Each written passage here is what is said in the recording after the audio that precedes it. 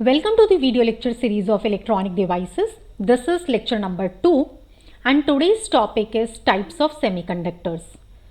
Before starting today's lecture, let me remind you what you have studied in the previous lecture. In the previous lecture, we have discussed about the elemental and compound semiconductors. What are the application areas, how many kinds of semiconductors can be used for industrial applications, energy band gap for conductor, insulator and semiconductor. Let us begin today's lecture, which is about the types of semiconductors. Classification of semiconductors on the basis of purity. Semiconductors may be of two types. Broadly it can be categorized as intrinsic semiconductors and extrinsic semiconductors. Intrinsic semiconductors are the pure semiconductors like pure form of silicon and germanium. Extrinsic semiconductors where there is an addition of some impurity, and this addition of impurity into a pure semiconductor is known as doping. So accordingly, on the basis of type of impurity, extrinsic semiconductor may be of two types, N-type semiconductor and P-type semiconductors. In N-type semiconductor, pentavalent impurity is being added, while in P-type semiconductor, trivalent impurity is added. Pentavalent impurity corresponds to the class 5 of elements of periodic table and trivalent impurity class 3 of periodic table. So now let us study intrinsic and extrinsic semiconductors in detail. What is intrinsic semiconductor? Intrinsic type of semiconductor material is made to be very pure chemically. It is made up of only a single type of element. As I have told you, it is pure in nature, maybe of silicon, maybe of germanium. In this diagram, you can see that a pure semiconductor, which is intrinsic semiconductor, is being shown where the atom is silicon atom, and you know that it forms the covalent bond. So that is being represented in this particular diagram. But as well as temperature is being increased, so you can see that these covalent bonds may break, and when the covalent bond break, then there will be a movement of electron from a position, and because now this particular electron is bounded by the covalent bond, but when you are increasing the temperature, when you are providing additional energy, this bond will break and electron will release. You can see this is a free electron in this case. So you can say that by providing additional energy, by increasing temperature, bonds will break and electrons will be free. So this is how the movement of electron is being shown by this color, and direction of hole movement is being shown by this color. So electron and hole you can understand as when a bond is breaking, then electron will release and it will move from its position. So when electron will move, a vacancy is being created, and that vacancy is known as a hole. Germanium and silicon are the most common type of intrinsic semiconductor elements. Behavior of intrinsic semiconductors. Intrinsic semiconductor behaves as insulator at 0 Kelvin temperature. Because all the bonds are covalent bonds and electrons are tightly bonded, there is no free electron, so it will behave as an insulator at 0 Kelvin. But at room temperature, if you talk about 300 Kelvin, some conduction may start by absorbing thermal energy. So at room temperature, some electron may move from the valence band to the conduction band, and they can participate into the conduction process. And thermal excitation is an easier route for the movement of electrons. There are three more terms, you have to understand it very well. Thermal generation of electron hole pair. EH is known as electron hole pair. See, when a covalent bond break, then electron becomes free and when electron becomes free, then a vacancy is being created, and this vacancy is known as a hole. So electron and holes are generated in pairs, and they are known as electron hole pairs. Next term is recombination. Recombination is a process in which free electron combines with a hole. Thereby electron and hole disappears. Obviously, when electron is free and it is moving, then it is going to recombine with the hole, and this particular process is known as a recombination. Third important term is lifetime of charge carrier. What is the lifetime of charge carriers? You know that electron are the charge carriers. So the duration for which charge carriers exist before recombination is known as the lifetime of charge carriers. These terms are very important because in coming classes, when you have to understand the working principle of diode, transistors, MOSFET, then you will be talking in these terms only. Energy band diagram of intrinsic semiconductor. This figure shows the energy band diagram of intrinsic semiconductor, which is the pure semiconductor. You can see there are two diagrams, A and B.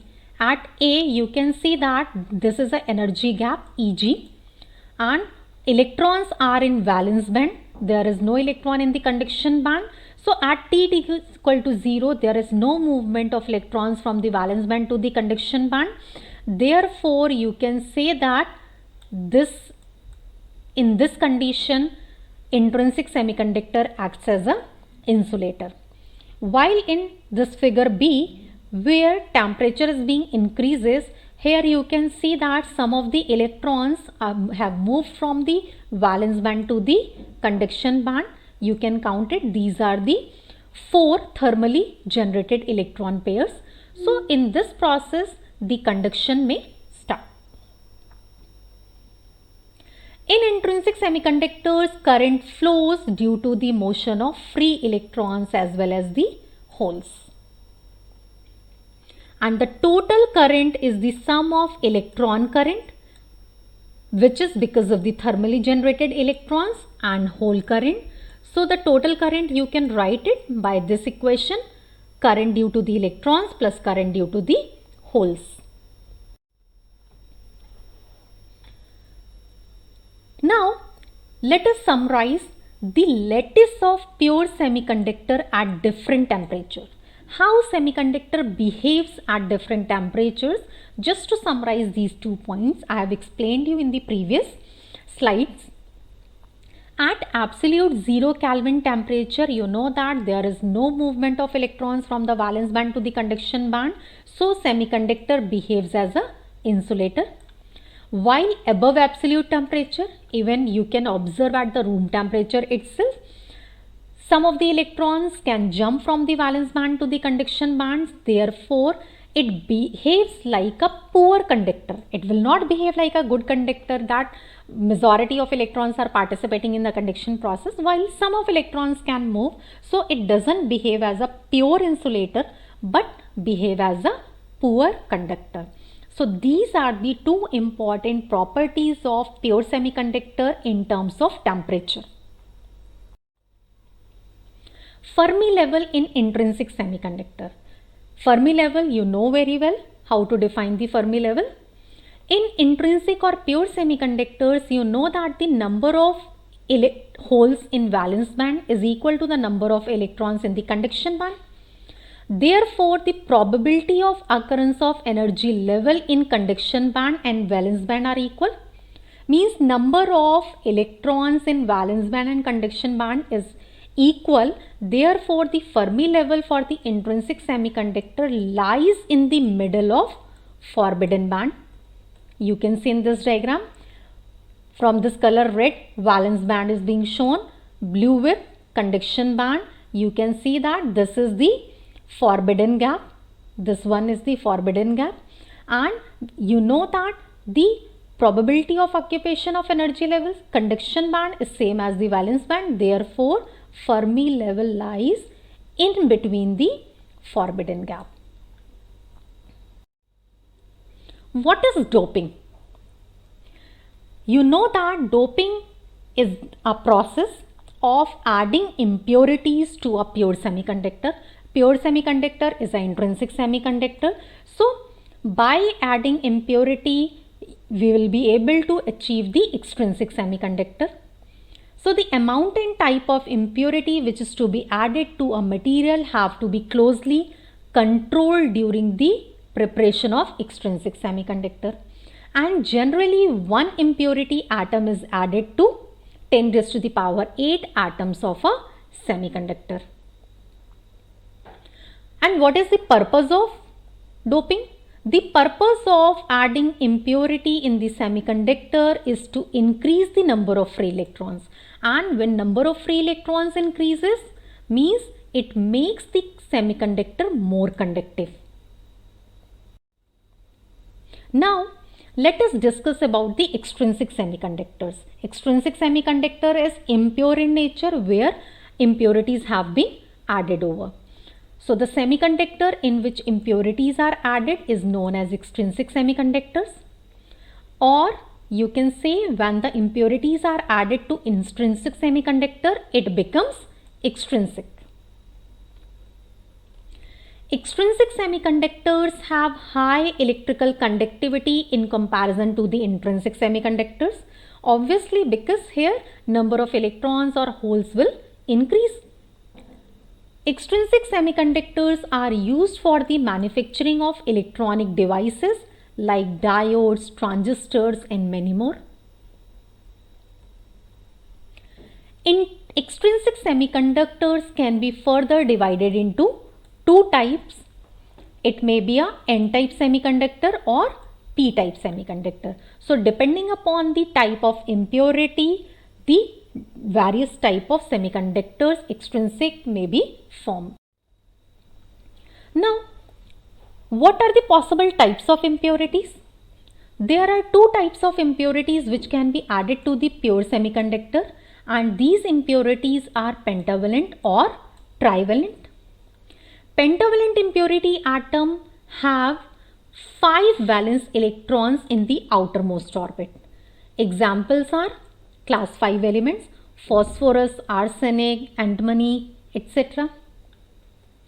Trivalent impurity atoms have 3 valence electrons, and examples are class 3 elements like boron, gallium, indium, aluminium, etc. Here you can see that atomic structure of pentavalent atom and trivalent atom. Pentavalent atom, phosphorus is being taken. For trivalent atom, boron is being taken. You can see in the case of the pentavalent atom, 5 electrons in the outermost orbit, while in the case of the trivalent, 3 electrons are in the outermost orbit. See, in this diagram you can see the two types of extrinsic semiconductors, N-type and P-type. So N-type semiconductor and P-type semiconductors have been formed by the addition of pentavalent impurity to the pure semiconductor and by the addition of trivalent impurity to the pure semiconductor. In case of N-type semiconductor, majority charge carriers are electrons. Why electrons are the majority charge carriers? You can see over here, when a pentavalent impurity is being added, there are 5 electrons in the outermost orbit. So 4 electrons will form the covalent bond with the nearby silicon atom and 1 electron will be free. This 1 electron which is free, it is of donor impurity which contributes free electron. While in case of P-type semiconductor, majority charge carriers are holes. Like here, boron is being added over here and there are 3 electrons in the outermost orbit of boron, and nearby to this boron there are 4 silicon atoms. So out of these 4, 3 will form the covalent bond, while 1 is not able to form the covalent bond, means if it has a tendency to accept 1 atom from the other place, then only it will form the covalent bond. So P-type semiconductors have the acceptor impurity and which creates a hole. Donor type of impurities, class 5 elements. Acceptor elements are class 3 elements like boron, aluminium, gallium, etc. N-type semiconductor. When a pure semiconductor is doped with pentavalent impurity, as I have told you, then 4 elements out of 5 electron bonds and 5th one will be free, which will be able to contribute for the another process. Therefore, the impurity atom donates a free electron for the conduction and it is known as a donor. What is the Fermi level in N-type semiconductor and where it lies? In N-type semiconductor, you know pentavalent impurity is being added, and when pentavalent impurity is being added, it creates large number of free electrons, and at room temperature, number of electrons in conduction band is always greater than number of holes in valence band.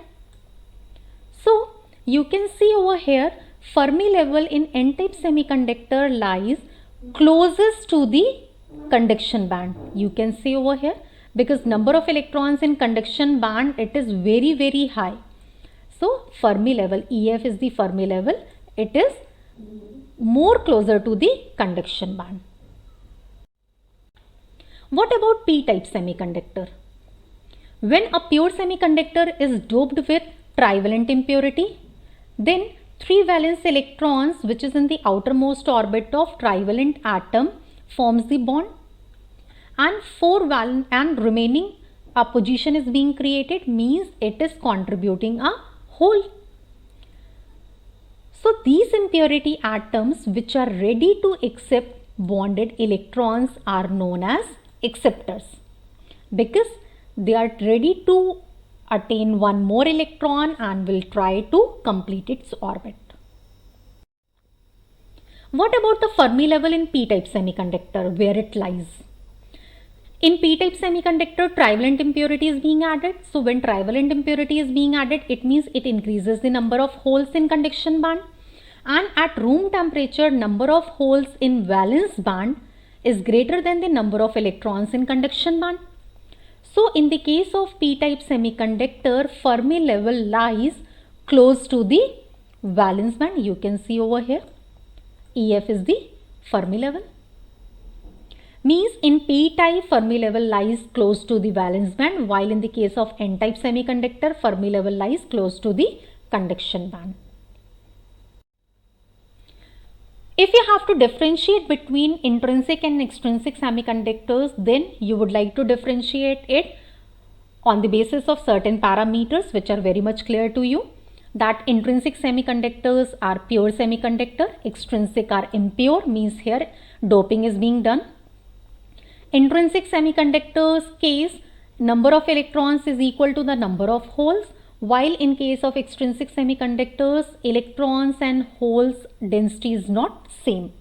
It varies depending upon the type of semiconductor, whether it is a p-type semiconductor or n-type. In case of intrinsic semiconductor, electrical conductivity is low, obviously, because there is no movement of electrons from the valence band to the conduction band.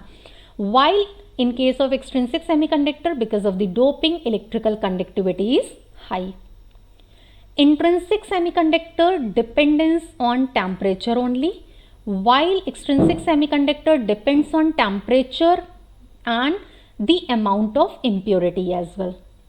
Intrinsic, as I have told you earlier, there are no impurities, it is pure in nature, while in case of extrinsic semiconductor, some impurities are there, and impurities may be a trivalent impurity or pentavalent impurity. So this is how you can differentiate between the intrinsic, which is a pure semiconductor, and extrinsic semiconductor. So in today's lecture, what you have studied, I have summarized it as pentavalent impurity or donor type impurity is added to n-type material. Electrons are the majority carriers and holes are the minority charge carriers in n-type semiconductor. Fermi level in n-type semiconductor lies close to the conduction band. Trivalent impurity or acceptor type impurity is added to the p-type material. holes are majority carriers and electrons are minority charge carriers in p-type semiconductors. And last point is Fermi level in p-type semiconductor lies close to the valence band. So this is all about the today's lecture. Thank you all for listening it so nicely. Topic for next class is crystal lattice. Don't miss the next video lecture as well. Thank you once again.